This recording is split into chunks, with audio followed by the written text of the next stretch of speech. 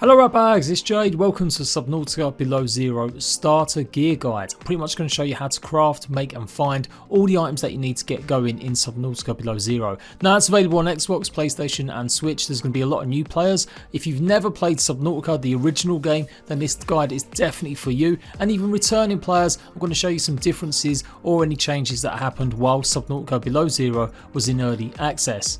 As always, timestamps to get to the part that you really want. Please make sure you like if you want more Subnautica guides, and don't forget to subscribe for the best in survival games news and opinion. Let's go. You'll probably make the knife or the scanner first, and the scanner is probably one of the most important tools you'll come across, which requires a battery as well as one titanium. So for a battery you're going to need some ribbon plant and some copper, in fact 2 pieces of ribbon plant. You'll find the ribbon plant pretty much near the drop pod in shallow small little caves just nestled inside some of these little ones. So a tip for noobs but also for returning players, they've changed the outcrops slightly. These are where you get your minerals from. You normally get a chance of titanium, so it's like 60 or 50%, and then the other percent chance of getting stuff is going to be things like copper, gold, lead, etc. and they're all in different styled outcrops. They've also changed the name of some of these outcrops as well for returning players, so don't expect to see the same sort of stuff. They have tweaked it slightly. I have got a resource guide coming in too, so that'll help you too. You craft a knife by getting 2 creep seed clusters. These are these pink little seeds that you'll find on some of these big long vines. You see a lot of these are pretty much the artic kelp forests. Pick them off with your hands and then you can come back here once you've got the knife and hack away at it, and that's also going to help you make fibre mesh. You'll need titanium as well, but I think you pretty much know how to get that. Fins are going to help you go a little bit quicker, and the standard O2 tank is going to give you a good chunk more oxygen. You make both of these with creep vine and obviously the clusters, either to make the fibre or to make the rubber, and obviously just a wee smidgen of titanium. This first tank upgrade is going to increase your oxygen to 75. So some resources are really super basic and you'll find easy, but the flashlight needs a battery and glass you get from quartz, and the battery I'm going to show you in a while. Now the air bladder is a super useful tool, and I can't believe after 2.5 years of playing Subnautica that I've only just discovered that it's really great. Maybe because I always use the sea glide pretty much straight away, I never realised that this gets you to the surface super quick. So when you're running out of oxygen, always make sure you've got one of these in your inventory and in your hotbar to get you out of trouble. It only costs 1 bladder fish as well as some more of the rubber. Now if it hasn't actually appeared, make sure you catch a bladder fish and that's going to give you the recipe. And that's pretty much the same thing. If you don't see any of these items, some recipes are given to you when you capture new creatures or new resources. In amongst the shadows just around the twisty bridges, you'll also find the grav trap, and this captures fish for you. Now you need 2 pieces of fragments to get the recipe, and they should all be just scattered around near the starting pods, near these shadows where the twisty bridges meet the kelp forest, usually nestled in there.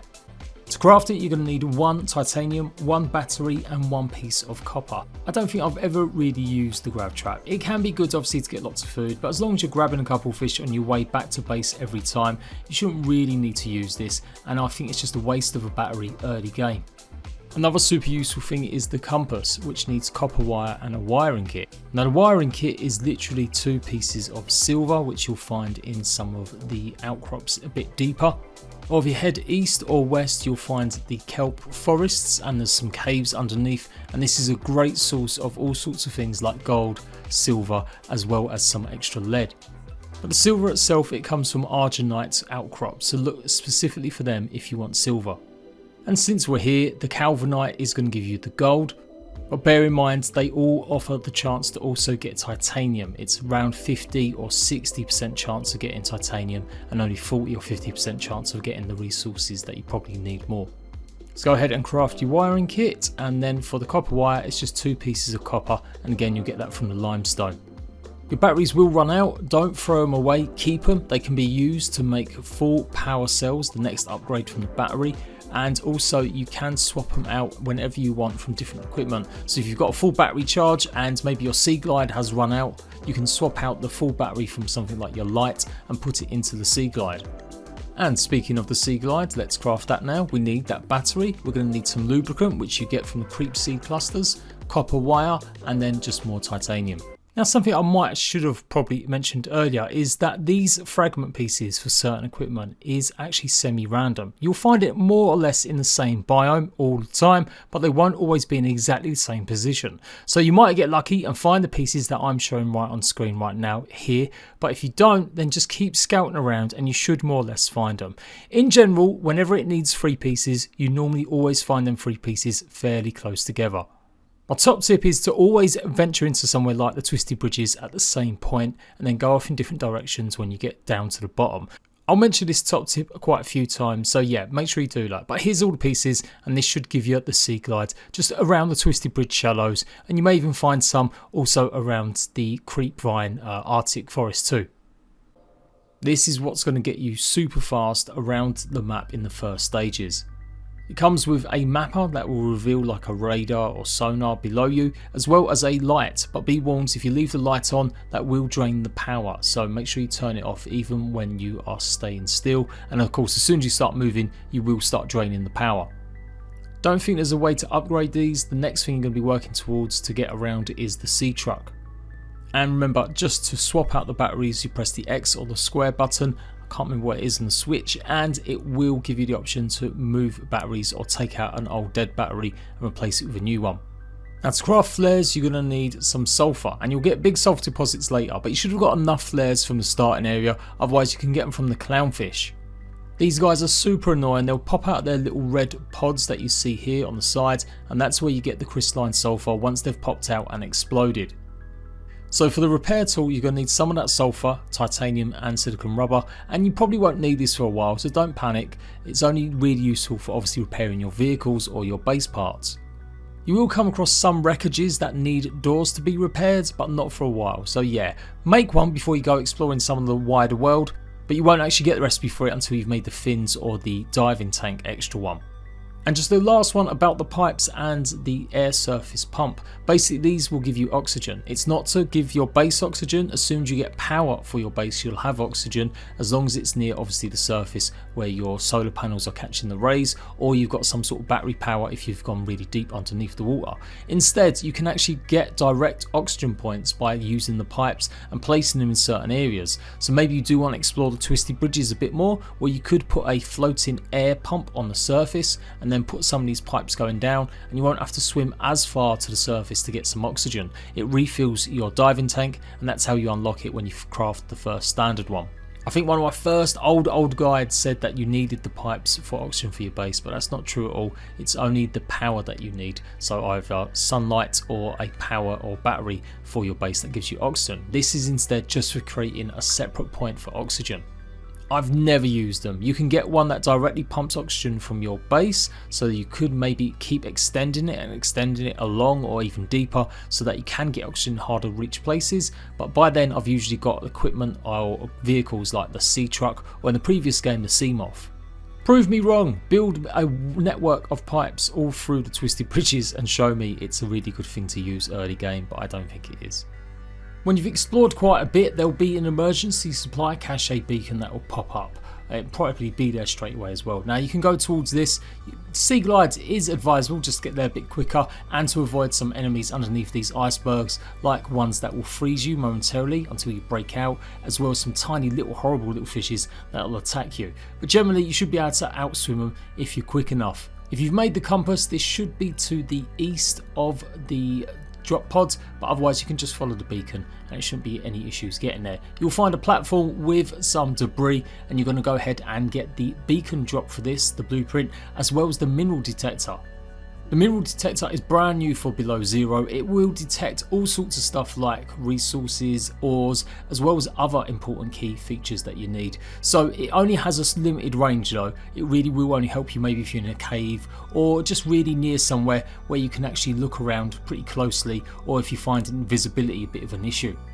If you pick up the beacon here as well, then that will give you the blueprint and you can start crafting these. Always make sure you've got one in your inventory, and then that way whenever you die your beacon will pop out and you can always go back to your body and get any of the stuff that you may have lost. Also FYI, you can change the colour of beacons and waypoints, and I think it's a good idea to mark out some beacons as maybe green, that you've already explored them completely, maybe some that are like amber that you still need to go back and get some resources, or ones that are red that you haven't visited yet. Also try to avoid putting these down all over the place, otherwise your screen is just going to be cluttered with them. You can make some of them disappear, but also note that sometimes there's a bug that hides all of your waypoints, so make sure you check that regularly if none are appearing. So I've mentioned the Arctic kelp forest quite a bit, and obviously we're in that biome now, but this is the caves, so I wanted to show you guys just a little bit more clearly for some of this stuff, that if you actually keep going down, yeah, this is where you're going to find some of these cave entrances. There's so many. There's one big one to the east and to the west, and you'll still find little batches of these forests around, and the cave entrances, some of them have 9 different entrances in and out of. Now, like I said, some of these are random, but you do normally find the vehicle bay stuff when you venture into these first sections of these caves. The deeper you're going to go, you're going to find more. Now I'm going to cover this all in a bit more detail in another video, because I want to show you guys how to craft the sea truck, and it is a bit more involved getting some of this gear and some items, and there are different locations where you can get some of this. But yeah, if you're really adventurous, you've already got the extra oxygen tank as well as the rebreather, then it might be a good idea to come down here and check things out. But make sure you got the sea glide, you will need it. There is plenty of oxygen plants, but it is really easy to get lost down here, so definitely I would say make sure you've got some proper breathing apparatus before you come down. These branches here is where it takes you even deeper to the caves, and some of these caves have some artifacts, alien artifacts that you can discover as well. So yeah, I know this is an equipment guide, but I thought I might as well chuck this in here and show it to you that this area is pretty tough to navigate the first time, so you might want to make sure you're prepared. I'm also going to go over some of the other more advanced tools in the next video, like the laser cutter as well as the propulsion cannon, and pretty much show you again how to craft the sea truck.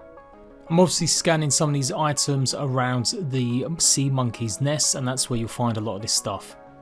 Now the sea monkeys themselves, once you've actually had them come up to you once and maybe try and steal something and run away, they'll actually become friendly and they'll drop off items for you, like this one here giving me some lead. So always make sure you've got a pinned recipe, even if you don't really need it, just to get some extra resources. Now if you're wondering how to get the habitat builder, well that's also coming in a separate video. I really think it's pretty much an advanced tool. I don't think you need it for the beginning. You've got the drop pods and you don't really need to build a base, you just need some storage compartments, and that's pretty much it. I might upset some people with that comment, I know, but I do think it's worth a separate video so I can show you guys how to base build as well. But honestly, you won't need that until you really start exploring much further, and maybe even when you've built your sea truck, that's when you want to actually start thinking about relocating to somewhere new.